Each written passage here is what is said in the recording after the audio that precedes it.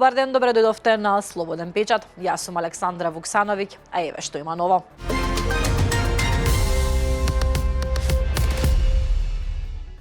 Полицијата го пронајде возачот кој на 16 март со своето возило удри во 11-годишна малолетничка на улицата Васил Ѓоргов во Скопје и потоа го напушти местото на несреќата.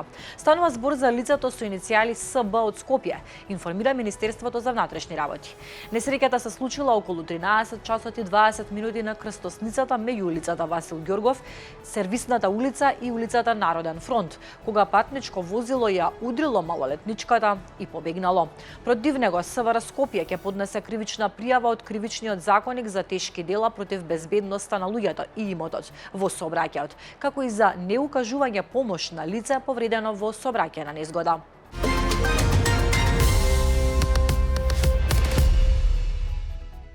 Со сослушување сведоци, предложени од јавното обвинителство, денеска во судницата во Идризово треба да продолжи судењето за пожарот во дискотеката Пулс во Кочани, во кој загинаа 63 лица, а над 200 беа повредени.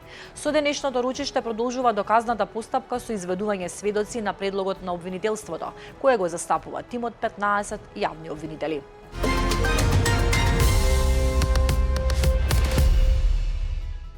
Кочани не го заборава својот херој. Во дворот на општата болница со проширена дејност во Кочани беше откриена биста на Иле Гоцевски, возачот на итната медицинска помош, кој почина на 16 март по исклучително тежок и исцрпувачки работен ден по трагедијата во Пулс. Бистата е поставена пред влезот на службата за итна медицинска помош, како знак на почит кон човекот кого многумина го паметат како символ на пожртвуваност, хуманост и тивка храброст. Според сведоштвата, Гоцевски на кобниот ден работел повеќе од 20 часа и извршил 11 превози на повредени лица од дискотеката Пулс кон Штип и Скопје. По напорната смена се вратил дома за да се одмори, но не се разбудил.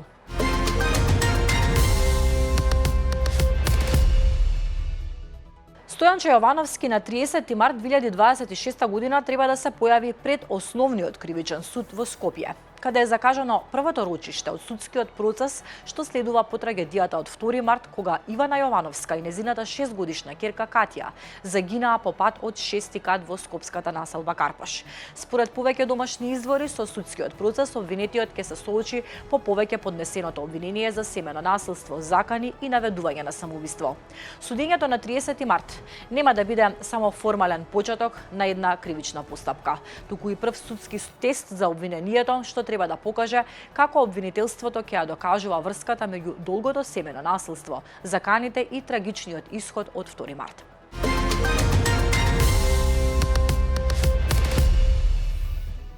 Новиот државен јавен обвинител Ненад Савевски денеска треба да положи свечена заклетва пред председателот на парламентот Африм Гаши.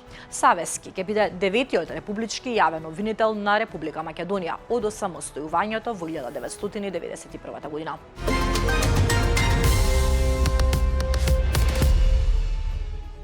Процесот на обединување на Влен сега влезе во фаза на смели и неповратни одлуки. Она што се сметаше за политичка неопходност, сега добива конкретна форма како резултат на консолидирана волја за изградба на единствен, заеднички и репрезентативен субјект. Одлуката на алтернатива да се придружи на новиот политички субјект Влен само го потврдува она што веќе им е јасно на сите што го следеа овој развој одблизу. Процесот на обединување започна и не запира, велат од Влен.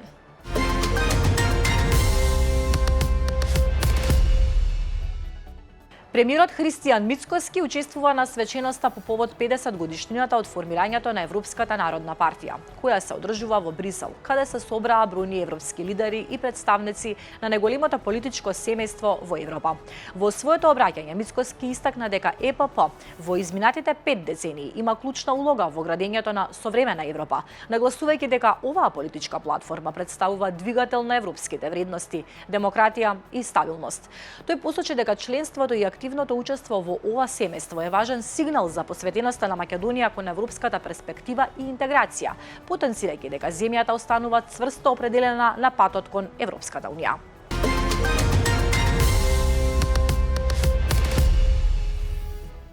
А Европската народна партија побара вонреден состанок на Комитетот за надворешни работи на Европскиот парламент за обвинувањата дека Марта Кос била дел од југословенската тајна полиција УДБА. Сослушувањето би можело да се одржи уште следната недела и ќе се фокусира на наводите дека словенечката комесарка ги довела во заблуда европратениците за време на незините сослушувања во 2024 година. Судир на интереси во водењето на досието за проширување на Западен Балкан.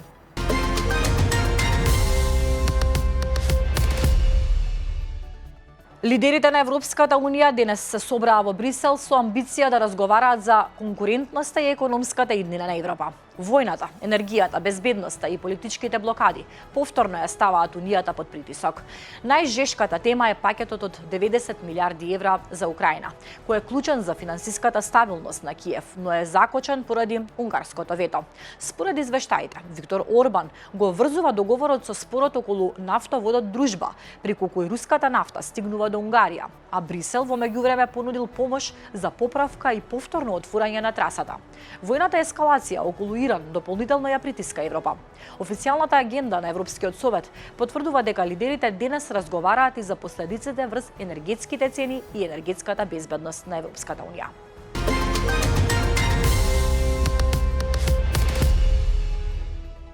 Глобалните цени на нафтата скокнаа, достигнувајќи над $110 за барел, бидејќи нападите врз енергетската инфраструктура низ Блискиот исток ги потресоа пазарите, надминувајќи ги напорите на Белата куќа да ги ублажи загриженоста за зголемувањето на цените на енергијата. Цената на суровата нафта Брент, глобалната референтна цена за нафта, се искачи до $111,50 за барел.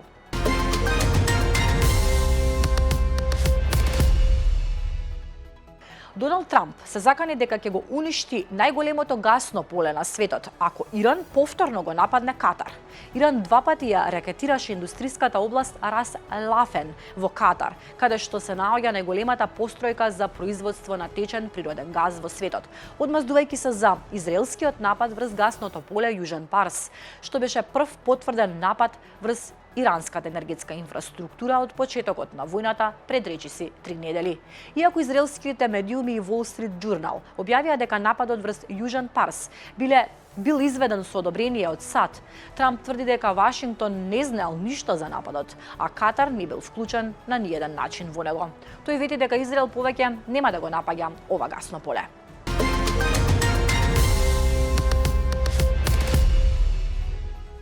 Ќе испрати ли Доналд Трамп на вистина американски војници во копнен напад врз Иран?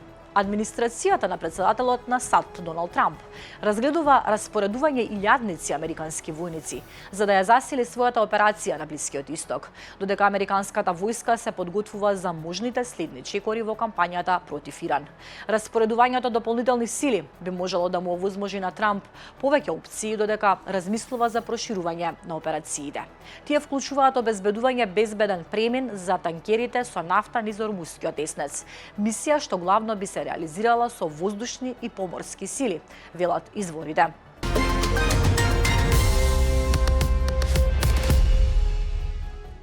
Познати се сите четвртфинални парови во Лигата на шампионите. Во центарот на вниманието ќе биде големото европско дерби меѓу Реал Мадрид и Бајер Минхен.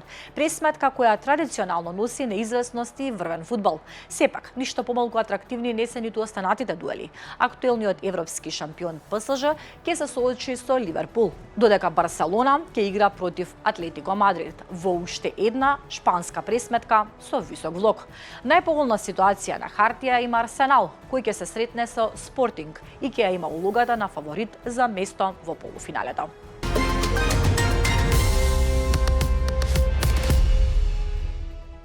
Финска, 9-та година поред е прогласена за држава со најсреќно население во светот, покажува објавениот извештај за светската среќа. Нордиските земји повторно доминираат на врвот на листата, при што Исланд, Данска и Шведска се меѓу првите 5.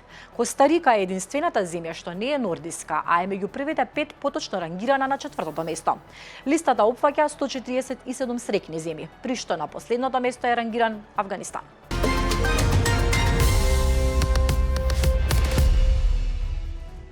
А за крај метео. Времето денеска ќе биде променливо облачно. Во западните делови со повремен слаб дожд, а на планините и на некои од повисоките места ќе врне снег, информира управата за хидрометеоролошки работи.